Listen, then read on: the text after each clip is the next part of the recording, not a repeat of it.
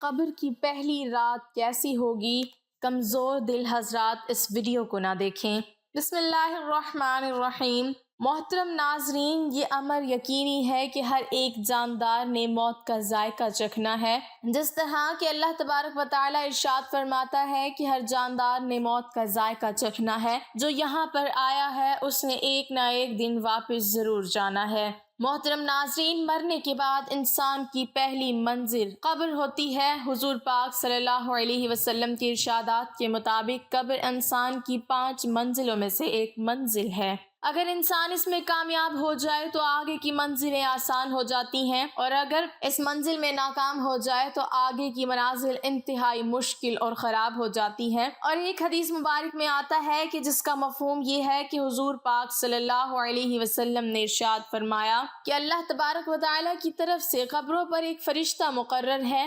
جب میت کو دفن کیا جاتا ہے تو وہ فرشتہ اس کی قبر کی مٹی کو ہموار کرتا ہے، اور جب لوگ واپس جانے کے لیے مڑتے ہیں تو قبر سے ایک مٹھی بھر مٹی لے کر لوگوں پر پھینکتا ہے اور کہتا ہے اپنی دنیا کی طرف واپس چلے جاؤ اور اپنے مرنے والے کو بھول جاؤ۔ محترم ناظرین، حضرت علی رضی اللہ تعالی عنہ ارشاد فرماتے ہیں کہ میں نے نبی کریم صلی اللہ علیہ وسلم کو فرماتے ہوئے یہ سنا ہے کہ انسان کی مشکل ترین رات قبر کی پہلی رات ہوتی ہے، کیونکہ جب اس کے دوست، احباب، رشتہ دار، اولاد اور اس کو دفنانے والے اس کو دفنا کر چلے جاتے ہیں تو وہ انسان قبر میں روتا رہتا ہے، اپنے بساط کے مطابق اپنے دوستوں کو بلانے کی کوشش کرتا ہے کہ مجھے اکیلے چھوڑ کر مت جاؤ، لیکن اس وقت اس کی آواز کوئی نہیں سنتا اور وہ وہاں قبرستان میں اپنے قبر میں اکیلا رہ جاتا ہے۔ تب ان کا سامنا ان فرشتوں سے ہوتا ہے جو ہمارے اعمال ہیں وہ کس شکل میں ہمارے پاس آتے ہیں، اچھے یا برے، اس بارے میں کوئی کچھ نہیں کہہ سکتا۔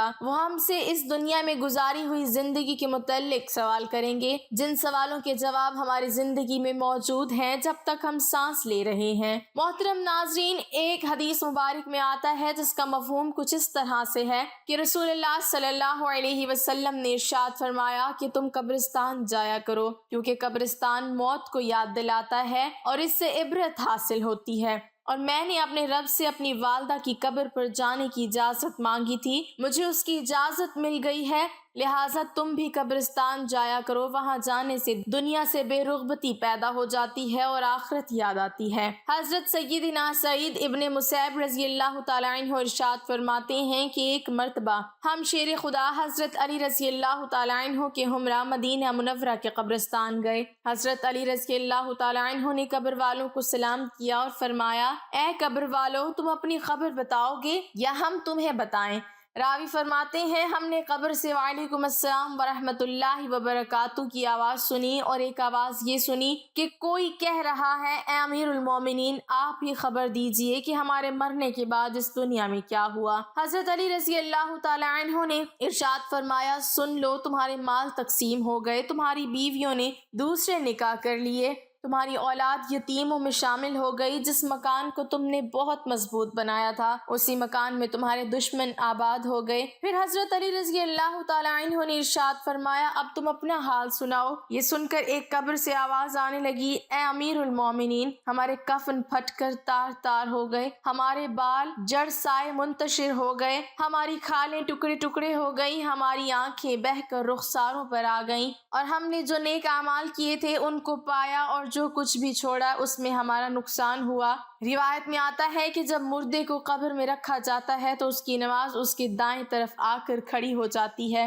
روزہ بائیں طرف کھڑا ہو جاتا ہے، قرآن پاک کی تلاوت اور اللہ تبارک و تعالیٰ کا ذکر اس کے سر کی طرف آ کھڑا ہو جاتا ہے، اور جماعت کے ساتھ نماز پڑھنے کو جو قدم چلتے تھے وہ قدم نیکی بن کر پاؤں کی طرف کھڑے ہو جاتے ہیں۔ جب عذاب اس قبر میں اپنی گردن نکالتا ہے اور مردے تک پہنچنا چاہتا ہے تو اگر دائیں طرف سے آتا ہے تو نماز اس کو روکتی ہے اور کہتی ہے، دور ہو جاؤ، یہ شخص دنیا میں انتہائی مشقت اٹھاتا رہا، اسے آرام کرنے دو۔ پھر عذاب بائیں طرف سے آنا چاہتا ہے تو روزہ اس کو ہٹا دیتا ہے، پھر سر کی طرف سے آنا چاہتا ہے تو تلاوت قرآن پاک اور ذکر الہی اس کو روک لیتا ہے اور کہتا ہے ادھر سے تیرا راستہ نہیں۔ جب پاؤں کی طرف سے آتا ہے تو جو قدم باجماعت نماز کے لیے اٹھے تھے وہ اس کو روک لیتے ہیں۔ غرض جس طرف سے بھی آنا چاہے اس کو راستہ نہیں ملتا، لہٰذا وہ عذاب ان عبادات کے مقابلے میں عاجز اور کمزور ہو کر واپس چلا جاتا ہے۔ اور اس کے بعد صبر جو ایک کونے میں کھڑا ہوتا ہے وہ ان عبادات سے کہتا ہے کہ میں تو اس انتظار میں تھا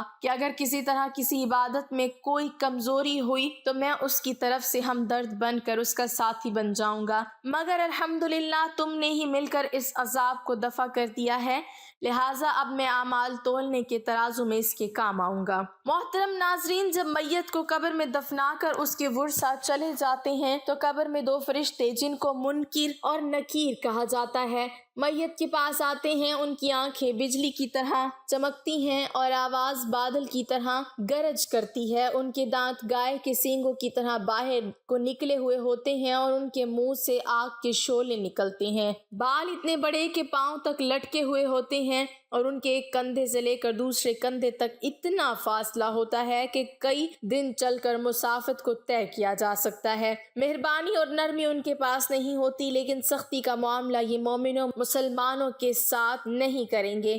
ان دونوں کے ساتھ ایک بہت بڑا لوہے کا ہتھوڑا ہوگا جو اتنا بھاری ہوگا کہ اگر تمام دنیا کے جن اور انسان مل کر اٹھانا چاہیں تو اٹھانا تو درکنار اس کو ہلا بھی نہیں سکتے۔ وہ آ کر مردے سے کہتے ہیں بیٹھ جا، مردہ یکدم اٹھ جاتا ہے اور کفن اس کے سر سے نیچے سرک جاتا ہے۔ وہ سوال کرتے ہیں تیرا رب کون ہے، تیرا دین کیا ہے، تیرے نبی کے بارے میں تو کیا جانتا ہے؟ اگر مردہ نیک اور مسلمان ہوتا ہے تو کہتا ہے میرا رب اللہ ہے، میرا دین اسلام ہے اور میرا نبی محمد رسول اللہ صلی اللہ علیہ وسلم۔ یہ سن کر دونوں فرشتے کہتے ہیں تو نے سچ کہا۔ تو اس قبر کی دیواروں کو سب طرف سے ہٹا دیا جاتا ہے، قبر چاروں طرف سے وسیع ہو جاتی ہے۔ اس کے بعد فرشتے کہتے ہیں سر اٹھاؤ۔ مردہ جب اوپر کو سر اٹھاتا ہے تو اسے ایک دروازہ نظر آتا ہے جس میں سے جنت نظر آتی ہے، اور وہ کہتا ہے اے اللہ تبارک و تعالیٰ کے دوست، وہ جگہ تمہارے رہنے کی جگہ ہے اسی وجہ سے کہ تم نے اللہ کی اطاعت اور فرمانبرداری کی ہے۔ حدیث پاک میں آتا ہے جس کا مفہوم یہ ہے کہ حضور پاک صلی اللہ علیہ وسلم نے ارشاد فرمایا کہ قسم ہے اس ذات کی جس کے قبضے قدرت میں میری جان ہے کہ مردے کو اس وقت ایسی خوشی ہوتی ہے جو کبھی ختم نہیں ہوگی۔ اس کے بعد وہ فرشتے کہتے ہیں کہ اپنے پاؤں کی طرف دیکھ۔ جب وہ دیکھتا ہے تو دوزخ کا دروازہ نظر آتا ہے جس سے دوزخ کا حال نظر آتا ہے۔ وہ فرشتے کہتے ہیں کہ اللہ تبارک و تعالیٰ کے دوست، تو نے اس دروازے سے نجات پا لی ہے۔ اس وقت بھی بندے کو اس قدر خوشی ہوتی ہے جو کبھی ختم نہ ہوگی۔ اس کے بعد اس کے قبر میں 70 دروازے جنت کے کھول دیے جاتے ہیں جن سے وہاں کی ٹھنڈی ٹھنڈی ہوائیں اور خوشبوئیں آتی رہتی ہیں اور قیامت تک وہ ان بہاروں میں رہے گا۔ محترم ناظرین، دوسری طرف جب نافرمان، فاسق اور فاجر، بدکار اور کافر شخص کو قبر میں رکھا جاتا ہے تو قبر اس پر تنگ ہو جاتی ہے، اس کی پسلیاں دوسرے کی طرف کی پسلیوں میں گھس جاتی ہیں اور اس پر کالے سانپ مسلط کر دیے جاتے ہیں جو اس کی ناک اور پاؤں سے کاٹنا شروع کر دیتے ہیں، یہاں تک کہ درمیان میں دونوں طرف کے سانپ آ کر مل جاتے ہیں۔ پھر اس کے پاس دو فرشتے جن کا نام منکر اور نکیر ہے قبر میں آتے ہیں اور وہ سوال کرتے ہیں تیرا رب کون ہے، تیرا دین کیا ہے اور تو اپنے نبی کے متعلق کیا جانتا ہے؟ وہ ان کے ہر سوال کے جواب میں کہتا ہے کہ میں کچھ نہیں جانتا، میں کچھ نہیں جانتا۔ وہ فرشتے اس کو اس قدر زور سے مارتے ہیں ان کے مارنے کی چنگاریاں قبر میں پھیل جاتی ہیں، اور اس کے بعد فرشتے اس کو کہتے ہیں اوپر دیکھ۔ اوپر جنت کا دروازہ دیکھتا ہے، جنت کی باغ و بہار اس کو نظر آتی ہے۔ فرشتے اس سے کہتے ہیں کہ اللہ تبارک و تعالیٰ کے دشمن اور نافرمان اگر دنیا میں تو اللہ تبارک و تعالیٰ کی اطاعت اور فرما برداری کرتا تو یہ تیرا ٹھکانہ ہوتا۔ حدیث مبارک میں آتا ہے کہ رسول اکرم صلی اللہ علیہ وسلم نے ارشاد فرمایا کہ قسم ہے اس ذات کی جس کے قبضے میں میری جان ہے کہ اس شخص کو اس وقت ایسی حسرت ہوگی جیسے حسرت پھر اس کو کبھی نہ ہوگی۔ پھر دوزخ کا دروازہ کھولا جاتا ہے اور فرشتے کہتے ہیں اے اللہ کے دشمن، یہ تیرا ٹھکانہ ہے اس لیے کہ تو نے اللہ تبارک و تعالیٰ کی نافرمانی کی۔ پھر جہنم کے 70 دروازے اس کے قبر میں کھول دیے جاتے ہیں جن سے قیامت تک گرم ہواؤں اور دھواں وغیرہ آتا رہتا ہے۔ معزز ناظرین، قبر کا معاملہ بڑا سخت ہے۔ حضور اکرم صلی اللہ علیہ وسلم نے ارشاد فرمایا ہے قبر کے بارے میں نیک شخص کے لیے کہ یا تو قبر جنت کے باغیچوں میں سے ایک باغیچہ ہے یا جہنم کے گڑھوں میں سے ایک گڑھا ہے، تو نیک انسان کے لیے یہ جنت کا باغیچہ ہے اور بدعمل اور فاسق انسان کے لیے یہ جہنم کے گڑھوں میں سے ایک گڑھا ہے۔ اور قبر تمام فتنوں سے بڑھ کر ایک فتنہ ہے، اسی لیے ہمیں چاہیے کہ اس دنیا میں اللہ تبارک و تعالیٰ کی نافرمانی سے بچیں، اللہ اور اس کے رسول صلی اللہ علیہ وسلم کی اطاعت کریں، قبرستان جایا کریں اور موت کو ہم یاد رکھیں، اس لیے کہ اللہ نے موت کو اور زندگی کو اس لیے بنایا ہے کہ اللہ ہمیں آزمانا چاہتا ہے کہ کون نیک عمل کرتا ہے۔ اسی لیے دعا ہے کہ اللہ تبارک و تعالیٰ ہمیں نیک اعمال کرنے، گناہوں سے بچنے کی توفیق عطا فرمائے اور ہماری قبر کو جنت کے باغیچوں میں سے ایک باغ بنائے اور آخرت کی تیاری کرنے کی توفیق عطا فرمائے، آمین یا رب العالمین۔ ناظرین، کمنٹ باکس میں اللہ تعالیٰ کے 99 ناموں میں سے ایک نام ضرور ٹائپ کریں۔